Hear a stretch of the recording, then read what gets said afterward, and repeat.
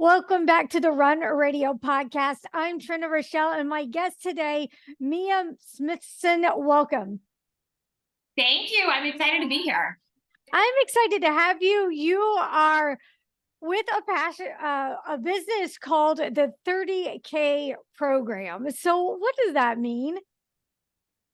Yeah, great question. So we specialize in helping women to grow their careers. And to be a little bit more concrete, we help them to get a new higher paying job that they love within 12 coaching sessions.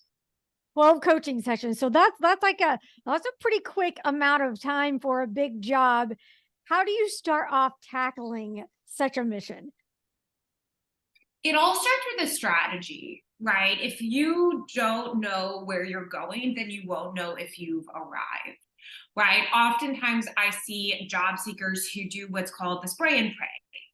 It is 11 o'clock at night, right? And maybe they've had a tough day at work and they just start applying left and right. Right? Are they researching the companies on Glassdoor? Do they know if this is in line with their long-term career direction? Oftentimes, no. Right? It's just this kind of like, it's kind of how like oftentimes people when they're like dieting, they'll see like the potato chips in like in their cupboard, and they're like, I need to have this, right? And it's a really similar concept. And so we really help women to first get really, really specific on their long-term objectives. And then it's all about setting up specific, measurable, time-bound, action-oriented, like baby steps of actually getting there, right?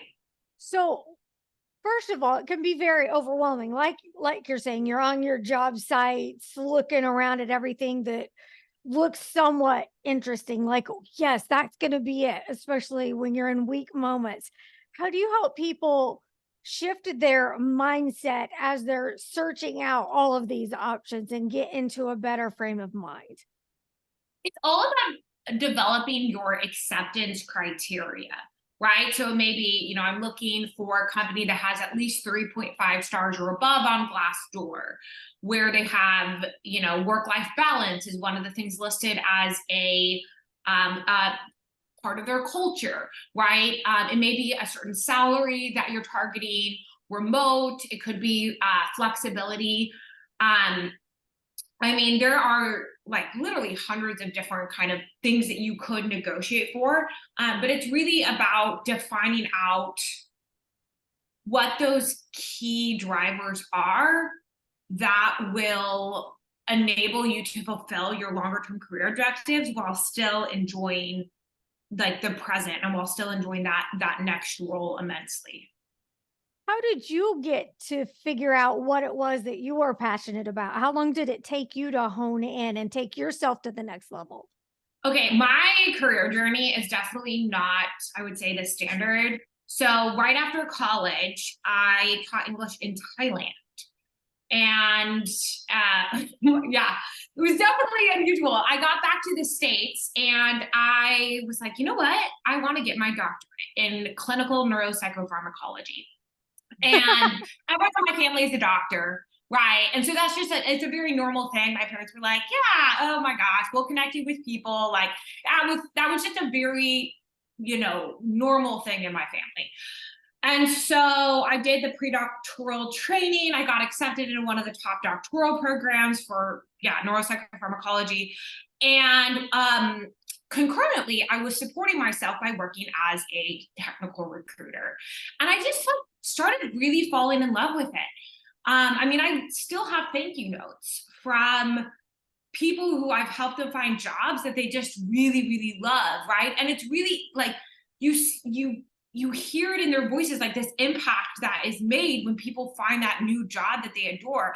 And then on the company side, right, you're able to hear from these hiring managers who are like, oh my gosh, I really wanted this person and now they're here and now, we can move with so much more speed and they just fit so well and integrate into our culture so well. And that to me is it's so like exhilarating. And so long story short, I ended up having to make a decision do I continue on, you know, finish the doctoral program and set up a clinical practice and go that route? Or do I instead go the route of talent management? And I chose talent management. And so, I worked at a consulting firm for about a year, and then I started working at a SaaS company, and I started off as a technical recruiter. Year 2, I got like not 1, not 2, but 3 promotions, which I know is also very unusual. So I've never been a manager actually. I went straight to senior manager, and then I got promoted again to the global director of talent management, overseeing a workforce of 807 countries. And so that, though, is not a ordinary path. But I would say the big thing is that, I meditate every day for at least 30 minutes. I aim for an hour, but at least 30 minutes every day. And I spend a lot of time like actually knowing those like thoughts that bubble up. So like oftentimes people will mute feelings with scrolling on social media and, eating food and like doing these things that kind of mute the discomfort in life. But the quote I live my life by is discomfort is a currency of your dreams, right? So if you're not achieving the results that you want, you're just simply not putting yourself in enough discomfort, right? And so that I would say is one of the key shifts for me is like learning how to not mute my feelings and actually understand like what I'm thinking and what I want in like a long-term perspective. And then it's all about developing that strategy of how to get there. Right. But like, I didn't understand that until I actually started like testing out different aspects of the, that I've done within my career. And then also just spending time in silence. Just having a calm place to pause. Yeah. Like you oftentimes know the right answer when you look inside of yourself. And it's very easy to always say, I need more information, when typically what you need more of is courage, right? You need the courage to do the thing that you really want to do, but that is maybe hard or uncomfortable, or there's uncertainty around it, right? And so that's oftentimes why a coach can be helpful, is because they kind of peel back those layers of doubt and those layers of, I need more information and I need like, and what if this, and they kind of like they basically help you to achieve that goal and like work through those limiting beliefs. What do you think is one of the number one things that specifically women are doing wrong or should be doing better when it comes to negotiating their worth, their salary in a position when they know it's time to take it to the next level, but there's often a lot of red tape? Well, I would say it's like a mental construct that there's red tape. There isn't always. It's oftentimes like you think it's way harder. And so it ends up being way harder because that's what you imagine it will be like. So I've done like 5,000 interviews at this point in time, and I've noticed something really fascinating, and it's this concept of graspy energy. So when I interview someone, like, and this happens oftentimes when it's someone who has a rock star resume, I'm so excited to talk to them. I'm like, oh my gosh, you're perfect for this role, right? And then they get on the phone and they don't allow any pauses. And they have this like mentality where I can almost tell this sounds so weird, but I can almost tell what they're thinking. It's like, I need a job. Like, I just really need a job. Like, please, blah, blah. Like, literally, that's kind of the thought that I hear in the background, even though those aren't the words that they're saying, right? And how this shows up is it'll be like, okay,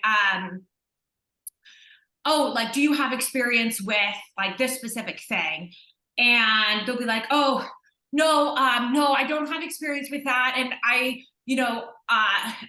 wanted to do that within this one thing, but then it didn't quite work out. Like, it's this kind of like, oh my gosh, like you can tell that like they do not believe in themselves, which makes it really, really tough for a recruiter to believe in you if you are not believing in you. You know what I'm saying? Because a recruiter is going to have to sell you internally to all of the stakeholders. They're going to have to be like, oh my gosh, I talked to Sally Joe.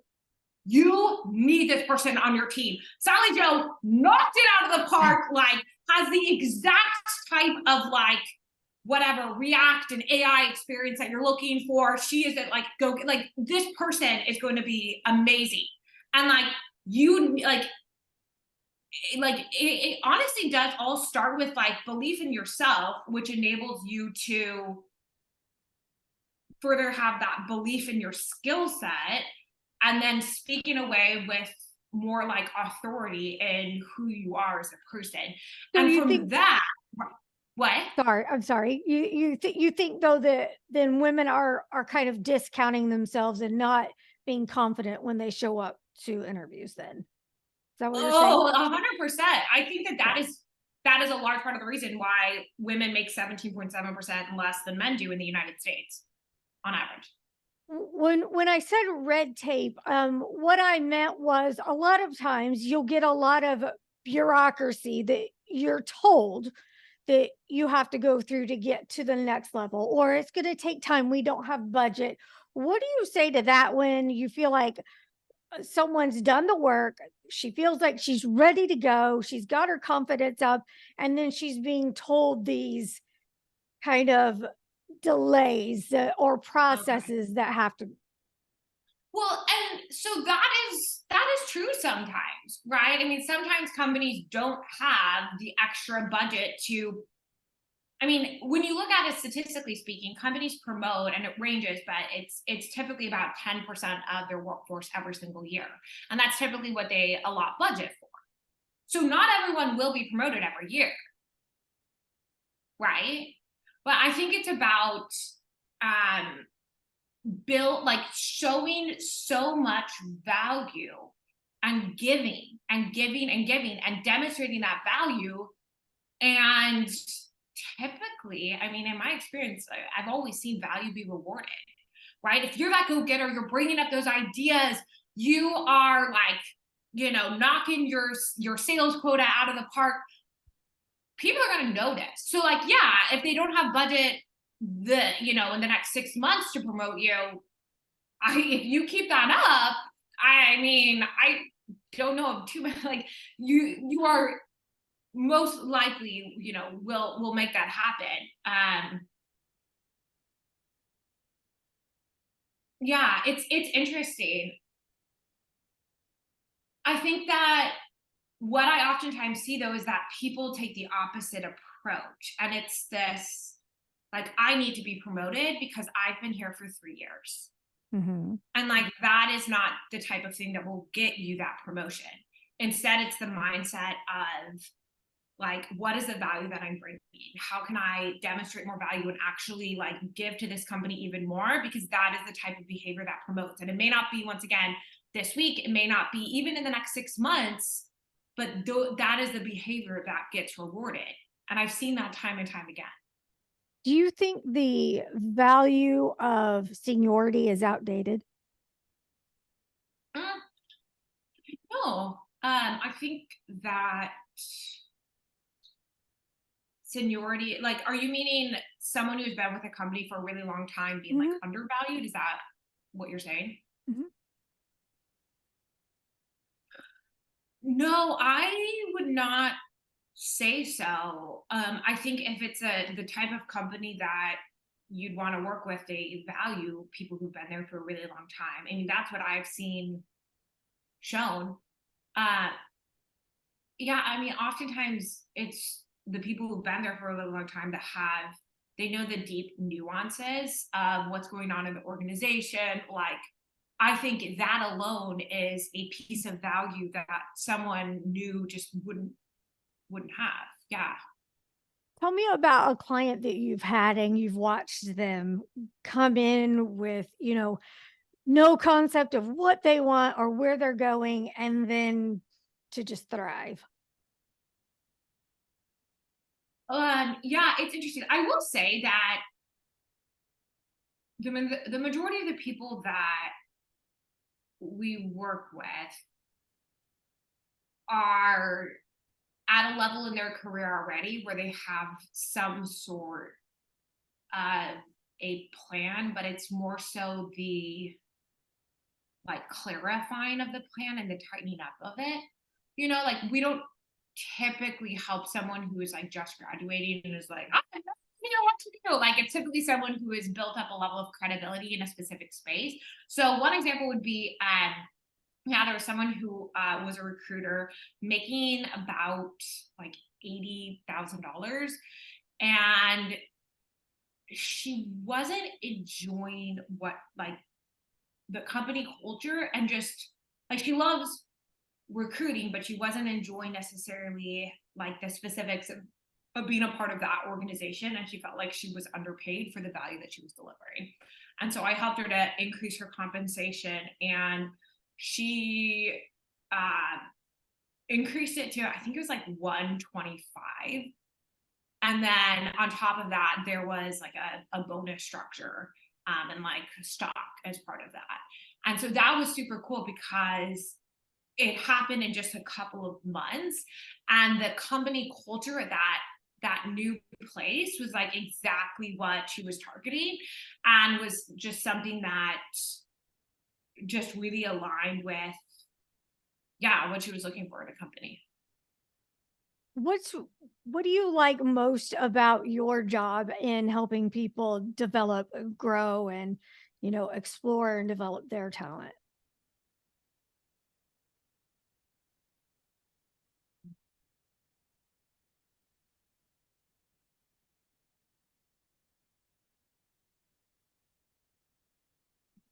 Say, I think it's helping people like get to know themselves better, and honestly be more confident in themselves. I think that that would be considered a strategic byproduct of the work that I do. Because if you learn the skills of negotiation, you learn how to, you know, have that architect your career strategy, you learn how to really rely on doing what you say you will do and then following through on that, that like instills a level of confidence that is like undeniable, where regardless of the circumstance, you know, like even if they didn't get the first job or the second job or whatever it was, like they have a stronger belief in themselves, and then that has a ripple effect in other areas of their life. So now all of a sudden they're like negotiating with, you know, their husband or wife, and they're saying, hey, can you can you do the dishes and I'll cook dinner, right? And they're kind of realizing that life can be molded, and that it doesn't have to be this kind of like rigid, well, we have to do it like this and our parents did that, and like it's just, I feel like it's this kind of empowerment that you start to see that's really exciting. Okay, so I see a fun thing on your on your bio here about how you love cauliflower rice and you're obsessed with salsa dancing. So is that some of the stuff you do in your downtime when you're not meditating or working hard? Yeah, that is definitely true. So I think cauliflower rice is way better than real rice. And I know that's a controversial statement, but it's so good, It is and good. it's so versatile. Like you can literally make anything of it. So yeah, I mean, I honestly like I've had to put myself on like a cauliflower rice, like I would eat it every single day if I could, but it's kind of overdoing cauliflower. So so there's that. And then salsa dancing is really really enjoyable. I did salsa and swing dancing a ton in college, Oh, cool. and I did gymnastics for 10 years. And so within salsa dancing, like you can integrate in flips. I mean, I would say it's probably not like the entry level salsa dancing moves, but like as you grow in your experience in it, it's like really, really fun to do. So I mean, it sounds like you are constantly like you just feel to me like energy. So, can you explain? I mean, I feel like there is something very important about making sure that your level of energy is expressed in order to be better when you're trying to propel your career forward. Do you see a connection between that?